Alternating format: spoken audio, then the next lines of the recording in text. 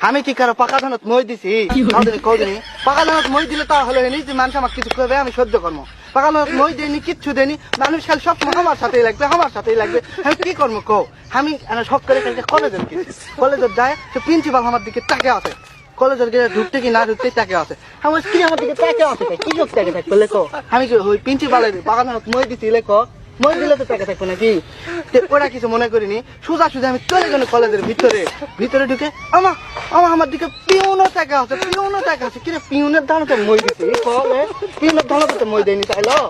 পিউনের ধানতে মই দেয়নি প্রিন্সিপালের ধানতে মই দেয়নি তাহলে তাকে আছে কৃষক আমার দিকে তাকে থাকা লাগে কৃষক তাকে থাকা দেখে আমি মনে করছি না নিজেকে গর্ববোধ মনে করলো যে আমার দিকে মেয়েটাকে আছে তাহলে আমার কপাল ভালো লয় তো ওই জায়গা থেকে আমি ভিতরে গেছি যা দেখি যে ঘন্টা দেয় না দপ্তরি ওই আমার দিকে তাকে আছে ওই তাকে থাকতে আমি খেয়াল করলো মুচকি হাসুছে দপ্তরে আবার ক্লাস খাবে দপ্তরি তো ক্লাস খাওয়া না তাইলো দপ্তরি ক্লাস খাওয়া ভিতরে চলে গেছি স্কুলের ঘরের ভিতরে যত ছাত্রছাত্রী সব আমার দিকে তাকিয়ে